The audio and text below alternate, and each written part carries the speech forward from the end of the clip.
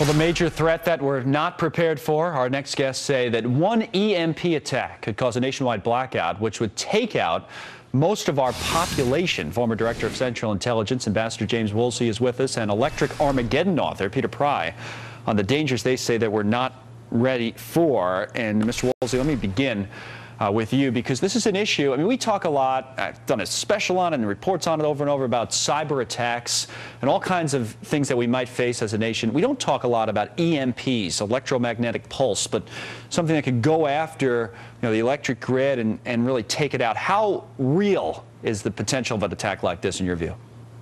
Well, planets like the sun have been emitting electromagnetic pulses for billions of years.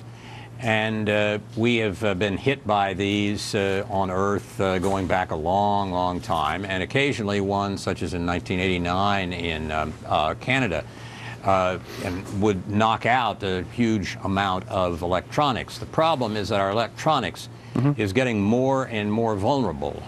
The electronics that we have today is about 1 million times more vulnerable than what was here in the early 60s when we were still testing nuclear weapons in the atmosphere and could measure what the effect was.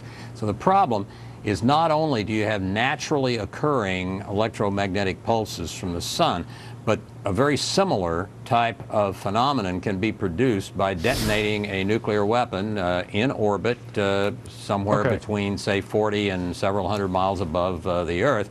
And depending on where you detonate it, it can create a huge takedown of our infrastructure, because we got 18 critical infrastructures in the country and 17 of them depend on electricity. So if the electric grid goes, everything else goes too. We hear that all the time, but now hearing it described in this way and how it would play out it's quite frankly, it's scary. And Peter, let me go to you for a moment before we get into who might have the capability to carry out an attack like this and those types of issues. Can you talk a little bit more about the mechanics, so people don't understand the threat, about how something like this might occur?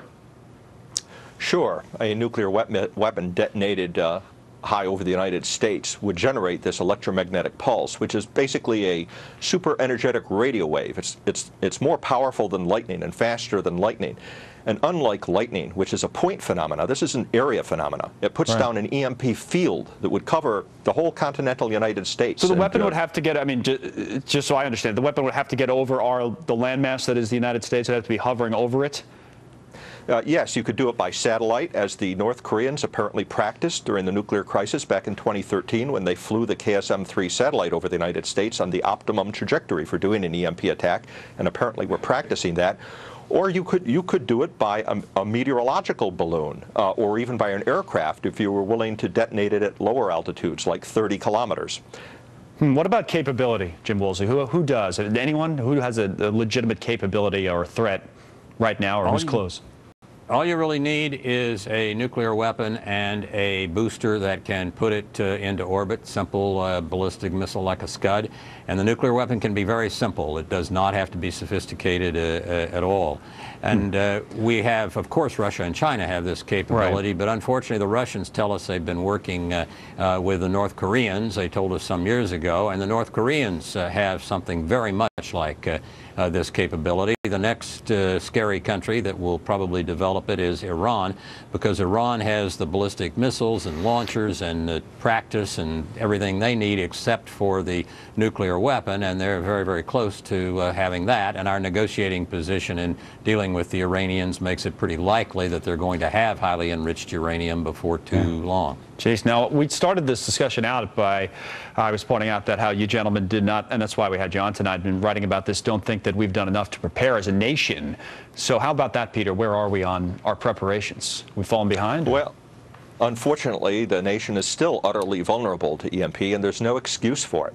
The EMP Commission on which I served back in 2008 made recommendations, basically came up with a plan for protecting the country, and it would, at very low cost, it would only cost $2 billion. What's a couple of things we could do? Examples? Well, we need to harden our extra high voltage transformers against EMP using proven technology like Faraday cages, surge arresters, and blocking devices. These have been used for 50 years by the Department of Defense to protect military systems, so we know how to do it. The problem is the politics in Washington. You know, the electric power lobby doesn't want the proper bills passed, like the SHIELD Act, which is in front of Congress right now. It's been stalled for 3 years, and that's what needs to pass so that we can protect the national electric grid. Another bill has recently been introduced called the Critical Infrastructure Protection Act, but neither of these bills is being given the priority that is needed to get them passed. It's interesting. What about you in terms of priority, Jim Woolsey? Is it something that you think about a lot? I mean, I know obviously you've been talking about and writing about it, but it doesn't seem like, as I said at the beginning, it's getting enough attention or a lot of attention. It's really, the priorities are really a serious problem. The Defense Department is sort of trying to slough this off onto the Department of Homeland Security, and the Department of Homeland Security tries to slough it off back to the Defense Department because nobody wants to pay for it. Right. And as Peter said, the electric power companies and utilities are out there lobbying so there won't be any kind of an increase, even a tiny one, in the price of electricity. Nobody, including the White House, looks at all diligent or competent with respect to this. We have a system that's dysfunctional with respect to a threat of this kind. We usually simply say thank you after these interviews, but I don't know on a Friday night after information like this if we should, but it's serious. And, no, I know. But in all seriousness, thank you for giving us the information. So thanks to both of you. We're finally getting somewhere.